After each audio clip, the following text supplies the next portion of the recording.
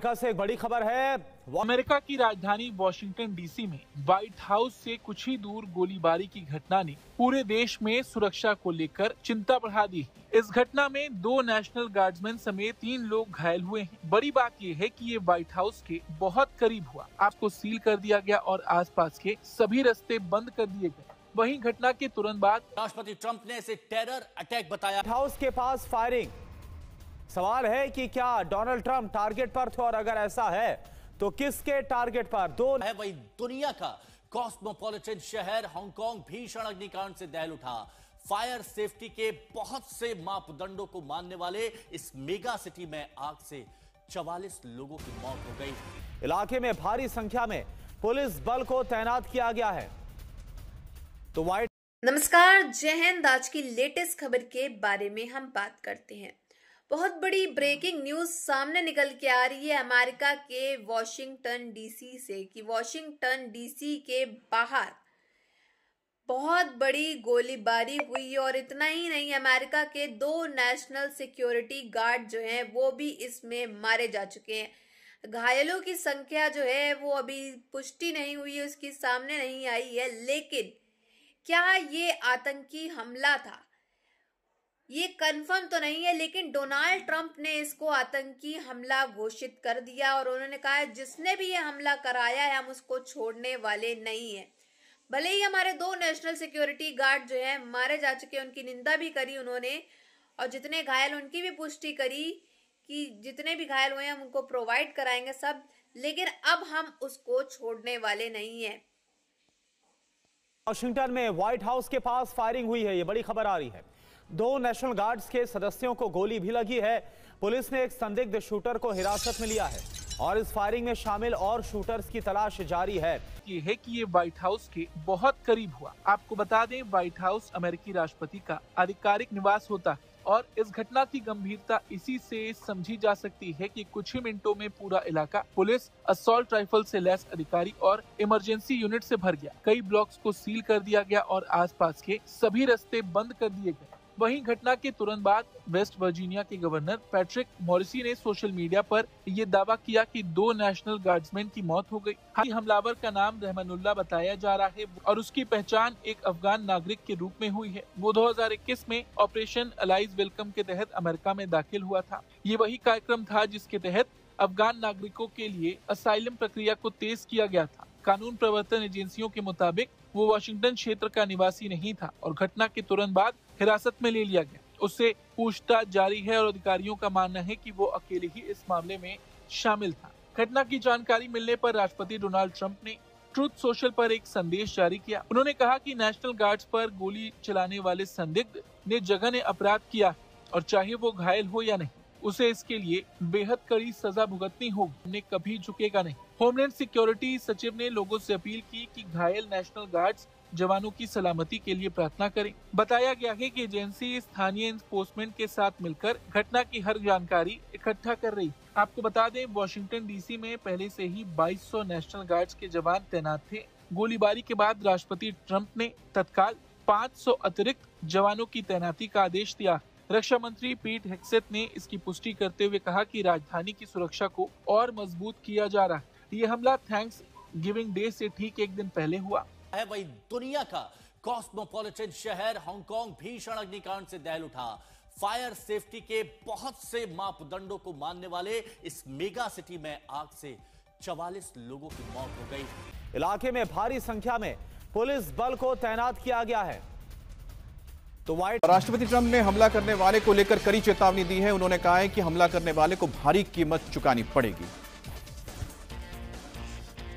तो राष्ट्रपति ट्रंप की ओर से इस हमले पर प्रतिक्रिया आई है। उन्होंने कहा है कि जो हमला करने वाले हैं उन्हें भारी कीमत चुकानी पड़ेगी और लगातार जिस तरह से डोनाल्ड ट्रंप की ओर से कहा जा रहा है कि जो भी अब प्रवासी आए हुए हैं, गैर कानूनी तरीके से आए हुए हैं या वैध तरीके से आए हुए हैं, उनकी वजह से जो लॉ एंड ऑर्डर है, जो कानून व्यवस्था है अमेरिका में बिगड़ी है और उसी को लेकर एक बार फिर से एक तरह से संदेश डोनाल्ड ट्रंप के पास से आया है कि जो इसके लिए जिम्मेदार है उनके खिलाफ कार्रवाई होगी। आदेश दिया गया है कि डीसी के बाहर, वॉशिंगटन डीसी के बाहर, व्हाइट हाउस के सामने जहां पर यह हमला हुआ वहां पर 500 गार्ड्स की तैनाती की जाएगी। यह आदेश अमेरिकी राष्ट्रपति डोनाल्ड ट्रंप की तरफ से दिया गया है। अमेरिका के रक्षा मंत्री ने गार्ड्स की तैनाती की जानकारी भी दी है। यह बहुत ही सोचने वाली बात है कि व्हाइट हाउस के ठीक बाहर जहां पर नेशनल गार्ड्स तैनात रहते हैं, हालांकि संख्या कम होती है, वहां पर इस तरह के हमले को अंजाम देना इतनी बड़ी बौखलाहट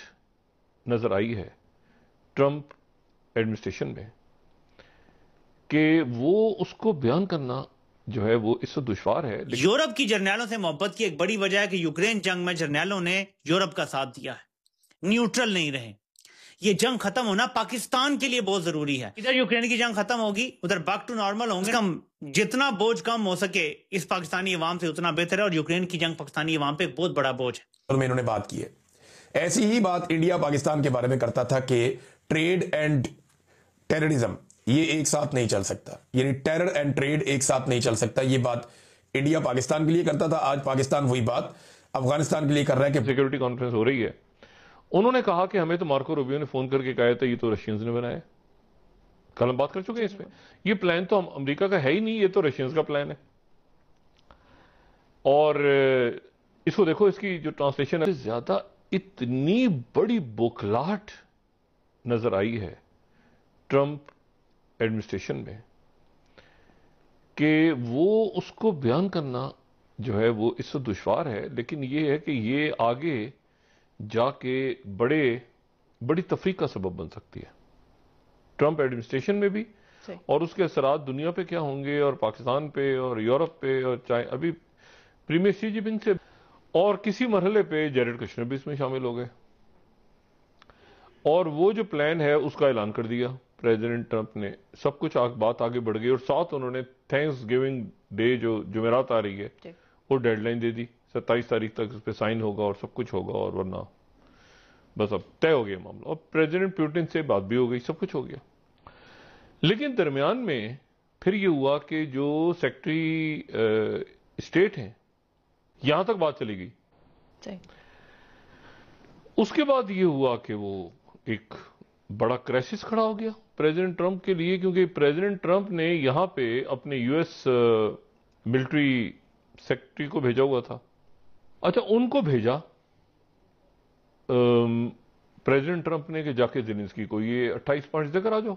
उन्होंने आके ज़ेलेंस्की को दिया। ज़ेलेंस्की उन्होंने एक बड़ी परेशान कुन तकरीर की।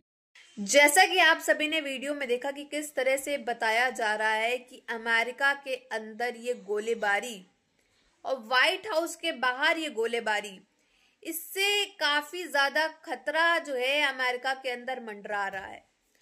व्हाइट हाउस एक ऐसी जगह है अमेरिका की जो काफी नामी पहचानी और बहुत ही फेमस जगह है। वहां सिक्योरिटी रहने के बाद भी फुल वहां पे फायरिंग हो गई, तो आप सोच सकते हो कि अमेरिका के अंदर इस समय तो हाई अलर्ट कर दिया गया है। जगह जगह पे व्हाइट हाउस के एरियो में नाकाबंदी कर दी गई है, फुल सिक्योरिटी लगा दी गई है। क्या अब की बार टारगेट जो थे वो डोनाल्ड ट्रंप थे, और थे भी तो कौन उनको टारगेट बना रहा है।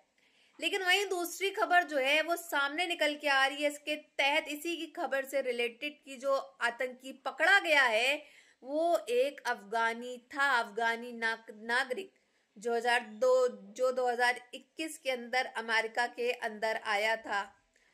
अब वो आतंकी पकड़ा जा चुका है और उससे पूछताछ की जा रही है। उसका कहना है कि उसके साथ और भी आतंकी इस गोलीबारी में मिले हुए थे। अमेरिकी डोनाल्ड ट्रंप ने बयान में आकर के साफ तौर पे ये कहा कि ये आतंकी हमला है और हम निंदा करते हैं जो नेशनल सिक्योरिटी गार्ड 2 मारे गए हैं और जितने भी घायल हैं उनके लिए। बट अब अमेरिकी डोनाल्ड ट्रंप को काफी ज्यादा खतरा सा लग रहा होगा, क्योंकि अगला टारगेट शायद वही थे और अब की बार वो बच गए। और व्हाइट हाउस के बाहर ये गोलीबारी होना ये बहुत बड़ी बात हो गई है अमेरिका के लिए। और इसके बाद से वहां पे नाकाबंदी कर दी गई है, हर जगह हाई सिक्योरिटी लगा दी गई है। क्योंकि खतरा जो है हो सकता है वो अभी टला ना हो और आतंकी जो है वो कभी भी अमेरिका के अंदर हमला कर दे। आप सबकी क्या राय है कमेंट बॉक्स में जरूर बताइएगा। अगर वीडियो अच्छी लगी हो तो like share and comment and subscribe please.